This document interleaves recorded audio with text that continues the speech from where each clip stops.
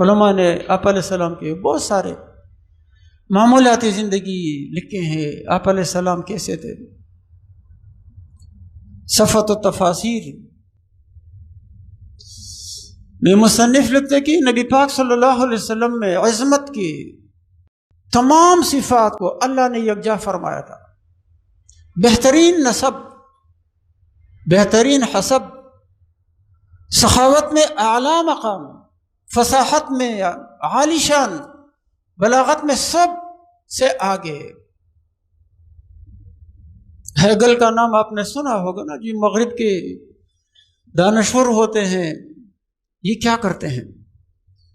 یہ ایسی توجیحات کرتے ہیں کہ جو اپنے زعم میں جو کمال یا جو کمالات انبیاء علیہ الصلوات و تسلیمات کے ہیں، جو معجزات ہیں، ان کو کسی ایسے راستے پر ڈالنے کی کوشش کرتے ہیں کہ لوگ یہ سمجھے کہ یہ کوئی معجزہ نہیں ہے اور یہ کوئی نبوت نہیں ہے.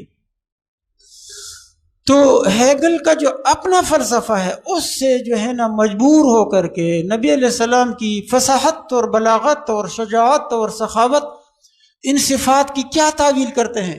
وہ کہتے ہیں کہ یہ انسانی کمال کا عروج ہے، یہ کوئی نبوت نہیں ہے. خود مانتے ہیں کہ نبی پاک صلی اللہ علیہ وسلم میں یہ صفات نقطۂ عروج پر پہنچ گئی تھی. آپ علیہ السلام فرماتے ہیں مجھے 1 مہینے کے مسافت کے بقدر روک دیا گیا ہے. 1 مہینے کا سفر آدمی جتنا کرتا ہے، وہاں دشمن نبی علیہ السلام کا نام سن کر کے کامتا تھا. لیکن اس کے باوجود آپ صلی اللہ علیہ وسلم کے تواضع کو بھی اگر ہم دیکھیں تو سفر میں اپنے ساتھ سامان رکھتے ہیں، سوئی رکھتے ہیں، قینچی رکھتے ہیں، مسواک رکھتے ہیں. چپل ٹوٹ گئی اس کو خود جو ہے نا سیتے ہیں، کپڑا پھٹ گیا اس کو خود. ایک دفعہ ساتھیوں کی فرمائش پر سفر پہ ایک بکری ذبح کرتے ہیں، ایک سالن تیار کرتے ہیں، گوشت. ایک صحابی نے فرمایا کہ اللہ کے رسول میرے ذمہ اس کا کاٹنا ہے. دوسرے نے کہا میرے ذمہ اس کو صاف کرنا ہے. تیسرے نے کہا پکانا میرے ذمہ ہے. آپ علیہ السلام نے فرمایا پھر لکڑیاں جمع کر کے لانا یہ میرے ذمہ ہے. صحابہ رضی اللہ عنہ نے فرمایا اللہ کے رسول یہ کام تو ہم کر دیتے ہیں آپ کی طرف سے. فرمایا نہیں، اللہ اس بندے کو پسند نہیں کرتا ہے جو اپنے ساتھیوں میں اپنے آپ کو ممتاز دیکھنا چاہے. میں نہیں چاہتا ہوں، میں چاہتا ہوں گل مل کے اپنے ساتھیوں میں رہوں. مجلس میں بیٹھتے تو جگہ تنگ ہوتی، کبھی پاؤں پھیلا کر کے نہ بیٹھتے،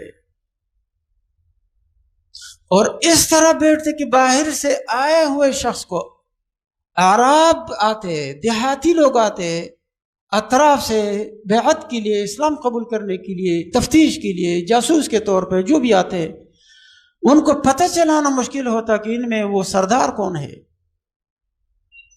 کیا ہوتا تھا فارس میں، سردار بیٹا ہے اور سارے جو ہیں نا وہ جتنے بھی ہیں دوسرے وہ کھڑے رہتے تھے. آج بھی آپ جائیں بلوچستان میں، ایران میں ایسا ہوتا ہے.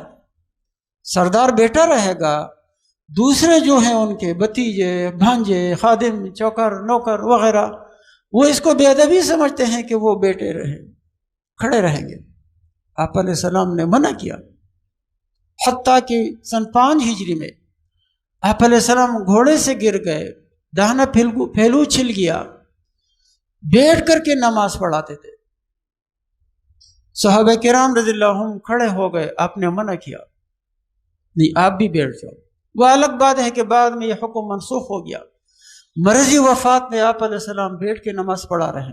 ابوبکر صدیق رضی اللہ عنہ کے پہلو میں لوگ کھڑے ہیں، لیکن آپ اس رسم کو ختم کرنا چاہ رہے تھے کہ سردار بیٹا ہے، لوگ کھڑے ہیں. نہیں، سب آتے تھے، بیٹھ جاتے. خود آپ علیہ السلام کا معمول یہ تھا، کسی مجلس میں پہنچ جاتے، مجمع لگا ہوا ہے، آخر میں بیٹھ جاتے. ایسا نہیں یہ گردنوں کو پلانگتے ہوئے آئے، خود بھی اس پہ عمل کیا، لوگوں کو بھی بتایا. جمعے کے دن ایک آدمی آ رہا تھا گردنوں کو پلانگتا ہوا، فرمایا بیٹھ جاؤ، تم نے تکلیف دے دی۔ ایک دفعہ دروازے تک عبداللہ بن مسعود رضی اللہ عنہ پہنچے، جمعے کا دن خطبہ ارشاد فرما رہے کہ بیٹھ جاؤ، عبداللہ بن مسعود رضی اللہ عنہ وہی بیٹھ گئے، فرمایا نہیں، تعال یا عبداللہ، آپ کو نہیں، آپ آ جائے، خصوصی رعایت دے دی۔ لیکن اس کو منع کیا کہ ایک آدمی جو ہے نا گردنوں کو پلانگتا ہوا جا کر کے دو آدمی کے درمیان بیٹھتا ہے، جگہ تنگ کرتا ہے، نہیں۔ بدری صحابہ کا بہت خیال رکھتے تھے،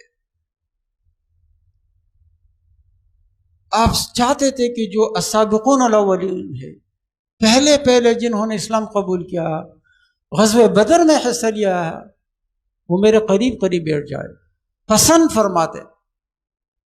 لیکن اصول مجلس کے الگ مقرر کیے تھے، ہر چیز میں آپ علیہ السلام نے باقاعدہ ایک ضابطہ مقرر کیا ہے